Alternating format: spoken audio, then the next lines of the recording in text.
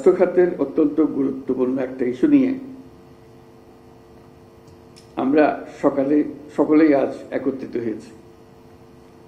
গুরুত্বপূর্ণ বলছি এই কারণে যে জাতীয় উন্নয়ন অগ্রগতি নিশ্চিত করতে হলে দক্ষ কর্মক্ষম মানব সম্পদ দরকার। দক্ষ কর্মক্ষম মানব সম্পদ ব্যবস্থাপনা গড়ে তুলতে না পারলে ব্যক্তিগত জীবন থেকে জাতীয় উন্নয়ন কোনোটাই যথাযথভাবে করা যাবে না। তাই যে কোনো পরিস্থিতি হোক না কেন এবং যত চ্যালেঞ্জিং থাকুক না কেন, আমাদেরকে সুস্থ সবল প্রজন্ম গড়ে তুলতেই হবে।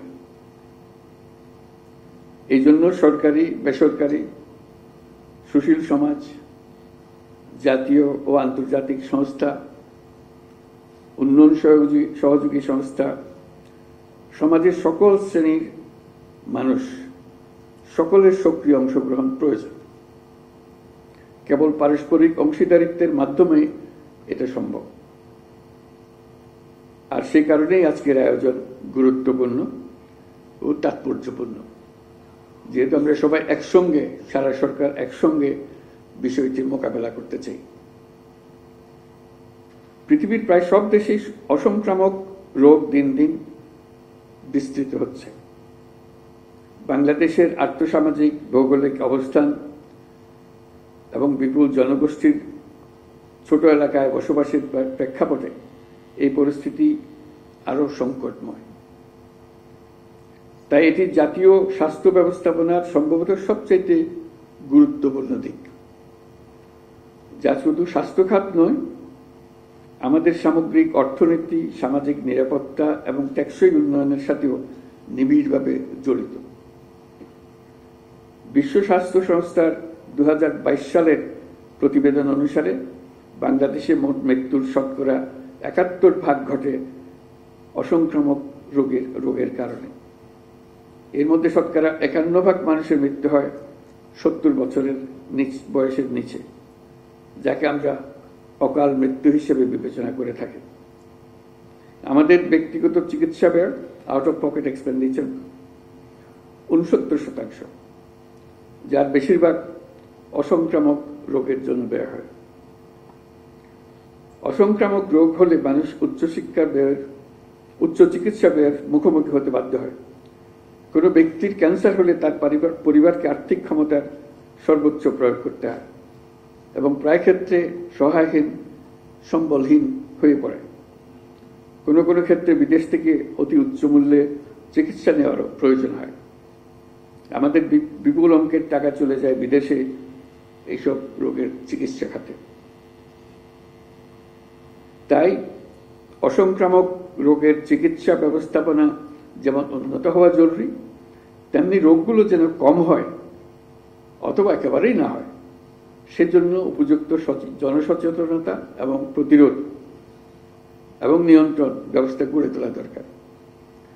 স্বাস্থ্যসেবা বিভাগের একার পক্ষে এটা সম্ভব নয়, এটার একার কাজও নয়, সবাই মিলে এটাকে করতে হবে। এই জন্য সব মন্ত্রণালয়ের সহযোগিতা দরকার। খাদ্য, কৃষি, শিক্ষা, ক্রীড়া, স্থানীয় সরকার, গণপূর্ত, এমন প্রত্যেকটি খাতের গুরুত্বপূর্ণ ভূমিকা আছে। প্রত্যেক খাত থেকে দরকার সুনির্দিষ্ট কর্মপরিকল্পনা ও নিবিড় উদ্যোগ। তাই এ সকল মন্ত্রণালয় চিহ্নিত করা হয়েছে এবং তাদের করণীয় নির্ধারণ করা হয়েছে। তবু আমি এই যৌথ ঘোষণা বাস্তবায়নে কয়েকটি বিষয়ের উপর বিশেষ গুরুত্ব আরোপ করতে চাই। প্রথমত, জনস্বাস্থ্য সুরক্ষার ক্ষেত্রে সবচেয়ে জরুরি ও গুরুত্বপূর্ণ নিয়ামকগুলোর বিষয়ে আমাদের যথেষ্ট পরিমাণ সচেতনতা আছে, এই কথা জোর দিয়ে বলা যায় না। অনেকেই সচেতন থাকলেও জীবনযাপনে হয়তো সেভাবে প্রতিফলন নেই। ফলে নানামাত্রিক শারীরিক ও মানসিক সমস্যার সৃষ্টি হচ্ছে এবং দেশের আর্থসামাজিক উন্নয়নে অগ্রগতির উপর নেতিবাচক প্রভাব পড়ছে।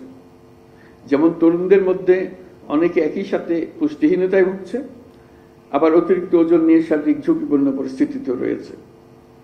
তামাকের বিরুদ্ধে তরুণ সমাজকে আজ সচেতন করা না গেলে আগামী প্রজন্মের ভবিষ্যৎ অনিশ্চিত হয়ে পড়বে। এর পাশাপাশি স্বাস্থ্য সচেতনতার জন্য চিনির পরিমাণ নিয়ন্ত্রণ জরুরি ভিত্তিতে মানুষকে সচেতন করতে হবে। জাতীয় নীতিগুলো এমনভাবে প্রণয়ন করতে হবে যেন সেগুলো স্বাস্থ্যবান্ধব হয়, অসংক্রামক রোগ প্রতিরোধ নিয়ন্ত্রণে সহায়ক হয়। শিশু কিশোর নারী স্বাস্থ্য যেন বিশেষ অগ্রাধিকার পায়। নাগরিক সমাজ ও যুবশক্তি যেন সচেতনতা কার্যক্রমে সক্রিয়ভাবে অংশ নিতে পারে। সুবিস্তৃত জনসচেতনতা ও সকল স্তরে স্বাস্থ্যবান্ধব নীতি কৌশল গ্রহণ করতে পারে অসংক্রামক রোগ প্রতিরোধ ও নিয়ন্ত্রণে বড় হাতিয়ার। তাই স্বাস্থ্যসম্মত জীবনযাপন ও দায়িত্বশীল নাগরিক আচরণ প্রতিষ্ঠা করার উদ্যোগ নিতে হবে। এটিকে সামাজিক আন্দোলনে পরিণত করতে হবে। দ্বিতীয়ত, যৌথ ঘোষণা বাস্তবায়নে সরকারের পাশাপাশি দরকার বেসরকারি উদ্যোগ, দরকার আঞ্চলিক ও বৈশ্বিক কারিগরি সহযোগিতা। আমি বিশ্বাস করি পাবলিক প্রাইভেট পার্টনারশিপ মডেল প্রয়োগ করে এ সংক্রান্ত উদ্যোগ গ্রহণ করা হলে যৌথ ঘোষণা বাস্তবায়ন সহজ হবে। আমি আশা করছি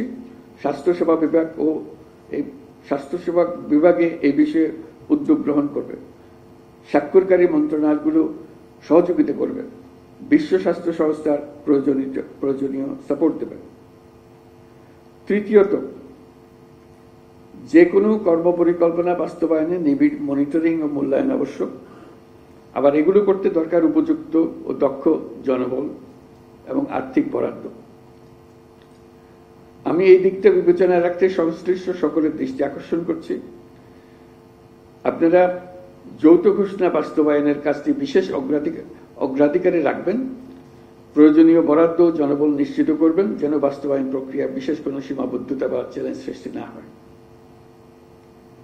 প্রিয় সহকর্মীবৃন্দ, আজকের এই যৌথ ঘোষণা স্বাক্ষরের মাধ্যমে জাতীয় স্বাস্থ্য সুরক্ষায় আমরা একসঙ্গে কাজ করতে নতুন করে প্রতিশ্রুতিবদ্ধ হলাম। এটি শুধুমাত্র একটা আয়োজনের মধ্যে যেন সীমাবদ্ধ না থাকে, এটি আমাদের সম্মিলিত প্রয়াস। আমি বিশ্বাস করি এতে বাস্তবায়নের মাধ্যমে বাংলাদেশের জনস্বাস্থ্য সুরক্ষা কার্যক্রম আরো গতিশীল হবে। এটি হবে অগ্রগতির একটা নতুন মাইলফলক। স্বাস্থ্য সম্পর্কিত টেকসই উন্নয়ন অভিষ্ট ও এসডিজি পরবর্তী উন্নয়ন এজেন্ডা সমূহ অধিকতর দক্ষতার সাথে অর্জন সহায়ক হবে। বাংলাদেশে স্বাস্থ্য খাতের উন্নয়নে বিশেষ করে 5ই অগাস্ট পরবর্তী পরিস্থিতিতে বিশ্ব স্বাস্থ্য সংস্থা বাংলাদেশ অফিসের সত্যিই প্রশংসনীয় ভূমিকা নিয়েছে। আমি জেনেছি আজকের আয়োজনে তারা গুরুত্বপূর্ণ সহযোগিতা করেছে, এই জন্য আমি তাদের ধন্যবাদ জানাই। বিশ্ব স্বাস্থ্য সংস্থার দক্ষিণ পূর্ব এশিয়ার অঞ্চলের ডাইরেক্টর প্রোগ্রাম ম্যানেজমেন্ট ডক্টর টাকসাফল তামারাংসি কষ্ট করে এই আয়োজনে উপস্থিত হয়েছেন, তাকে আমি বিশেষভাবে ধন্যবাদ জানাচ্ছি। আপনাদের সকলকেই আমার কৃতজ্ঞতা জানাই, ধন্যবাদ জানাই। মহান আল্লাহ তাআলা আমাদের সহায় হন। আল্লাহ হাফেজ।